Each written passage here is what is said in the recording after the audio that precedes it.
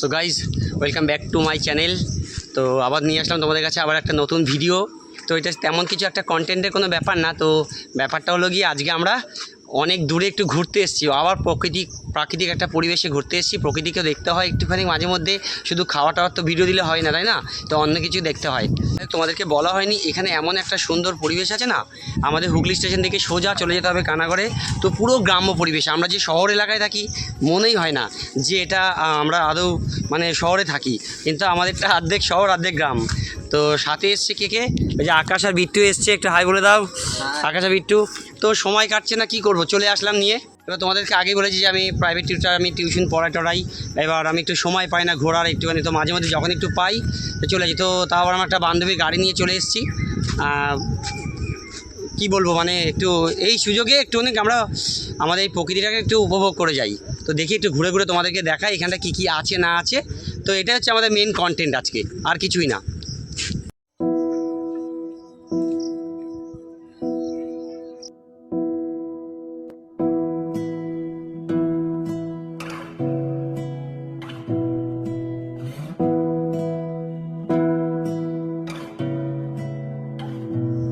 তোমাকে না লেখা চিঠিটা ডাক বাক্সে রাখো কোণে, সাদা খামের না লেখা নাম এঁকেছে তার গানে।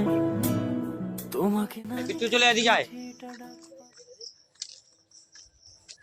তো তোমাদের কার কার এরকম প্রকৃতিতে ঘুরতে ভাল লাগে অবশ্যই একটু কমেন্ট বক্সে জানিও, নাহলে তোমরা এসে ঘুরে যাও আমাদের এখানটায়।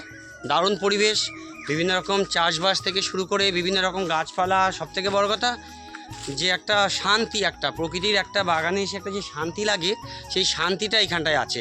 একটা পাখির ডাক শুনতে পাচ্ছি, একটা মানে পোকামাকড় ডাকলে সেই শব্দগুলো আমাদের কানে আসে। আর পাড়াতে থাকলে কি হয়, চেঁচামেচি উল্টো পাল্টা কথাবার্তা এগুলো সব আলোচনা হয়। তো দেখতে পাচ্ছি এখানে আমরা কোথায় আছি, দেখতে পাচ্ছি নতুন একটা জঙ্গলে আবার চলে এসেছি। এত সুন্দর পরিবেশ গাইজ, এত সুন্দর পরিবেশ।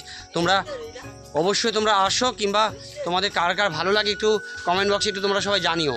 খুব মজা লাগে এই সমস্ত জায়গায় আসতে। পিকনিক স্পট বলা চলে, এখানে পিকনিক করা যায় এখন পর্যন্ত, ঠিক আছে। যখন বাড়িঘর হয়ে যাবে তখন কি করে পিকনিক সবাই করবে জানি না, তখন মিস করবো। তখন একটা সময় প্রচণ্ড পরিমাণে জঙ্গল ছিল, ওইদিকে সব ওই বিল্ডিং হয়ে গেছে। এই যে শুরু হয়ে গেছে।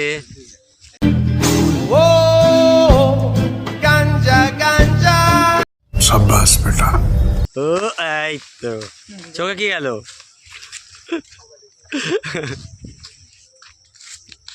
ঢুকছে, পোকা ঢুকছে চোখে। ঠিক আছে, চোখে বার কর বেরিয়েছে। ওই একজন উঠে গেছে কোথায়? এই হনুমান, ওই যে গাছে হনুমান উঠেছে। সো গাইস দেখো কি দেখা যাচ্ছে, আস্তে আস্তে ক্যামেরায় চলে আসছে, খালি অন্ধকারে দেখা যাচ্ছে না। समझ रहे हो ना? দেখো ভিউজ দেখো কাকে বলে, কি লাগছে দেখো।